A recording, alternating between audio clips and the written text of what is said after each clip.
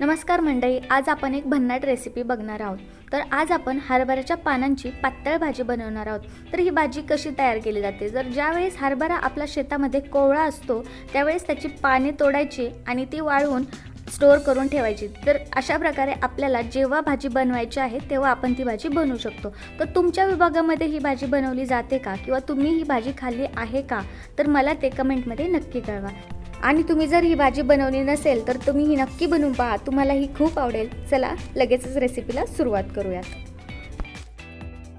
हरभऱ्याच्या पाल्यांची भाजी बनवण्यासाठी सर्वात पहिलं काय साहित्य लागतं तर ते पाहूया।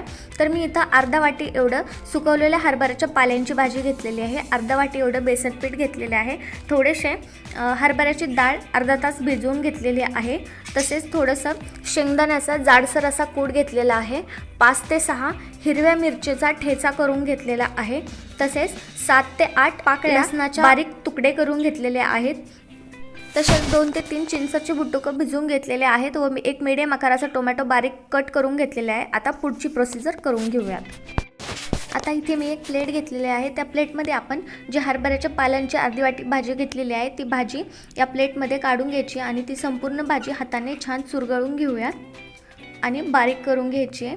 इथे आपली भाजी छान बारीक झालेली आहे। आता यामध्ये आपण बेसन पीठ घालूया। तर बेसन पीठ भाजीमध्ये छान मिक्स करून घेऊया। इथे भाजी बेसन पिठामध्ये छान मिक्स झाली आहे। आता याला फोडणी देऊन घेऊया।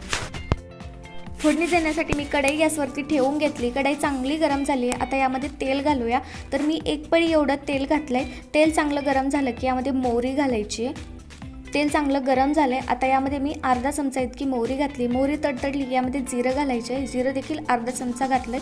जिरं फुललं की यामध्ये आपण जे लसणाचे तुकडे करून ठेवले ते यामध्ये घालायचे आणि त्याचा कच्चेपणा जाऊपर्यंत हे परतून घ्यायचं आहे। आता यामध्ये आपण हिरव्या मिरचीचा ठेचा घालूया आणि ठेचा देखील कच्चेपणा जाऊपर्यंत परतून घेऊयात। हिरव्या मिरचीचा ठेचा छान परतलाय, आता यामध्ये आपण कापून ठेवलेला टोमॅटो घालूया। टोमॅटो छान मिक्स करून घेऊया आणि ते सॉफ्ट होईपर्यंत परतून घेऊयात। इथं आपले टोमॅटो छान सॉफ्ट झाले। आता यामध्ये आपल्याला पाणी घालायचे, तर यामध्ये मी 1.5 ग्लास इतकं पाणी घातलंय। आता यामध्ये आपण जे भिजून ठेवलेली हरभऱ्याची डाळ आहे ती यामध्ये घालून घेऊया, तसेच शेंगदाण्याचा जाडसर कूट देखील यामध्ये घालून घ्यायचा आहे। आता यामध्ये चिंचाची भिजवलेली बुटुकं घालून घेऊया आणि हे सगळं छान मिक्स करून घेऊया। आता यामध्ये आपण मीठ घालणार आहोत, तर यामध्ये आता चवीपुरतं मीठ घालायचे आणि आता याची मोठ्या गॅसवरती एक उकळी काढून घ्यायची आहे।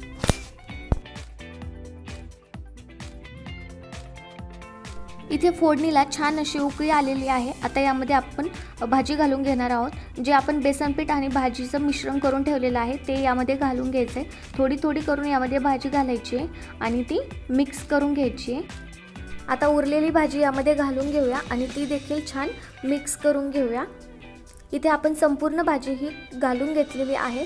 आता गॅसची फ्लेम लो करूया आणि लो फ्लेमवरती हे 5 मिनिटं शिजून देऊयात।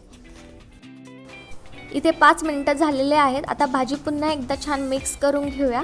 अशा प्रकारे आपली ही हरभऱ्याच्या पाल्याची पातळ भाजी ही बनवून तयार झालेली आहे। आता गॅसची फ्लेम बंद करूया आणि भाजी खाण्यासाठी प्लेटमध्ये वाढून घेऊयात। अशा प्रकारे हरभऱ्याच्या पाल्याची पातळ भाजी इथे खाण्यासाठी तयार आहे। तुम्ही पाहू शकता की याचा रंग एकदम छान आहे आणि टेक्स्चर देखील खूप मस्त आहे आणि चवीला तर ही एकदम अप्रतिम लागते। तुम्ही ही भाकरीसोबत खा किंवा चपातीसोबत खा, दोन्हीसोबतही एकदम छान लागते आणि त्यातली तर तुम्ही जर बाजरीच्या भाकरीसोबत खाल्ली तर याची टेस्ट अजूनच जास्त वाढते। एकदम सोपी आणि साधी पद्धत आहे, बनवायला जास्त वेळ लागत नाही आणि खायलाही खूप छान लागते। अशा प्रकारे तुम्हीही एकदा नक्की बनवून पहा, तुम्हालाही ही खूप आवडेल। अशाच वेगवेगळ्या रेसिपीज पाहण्यासाठी टेस्टी फूडला सबस्क्राईब करा। थँक्यू।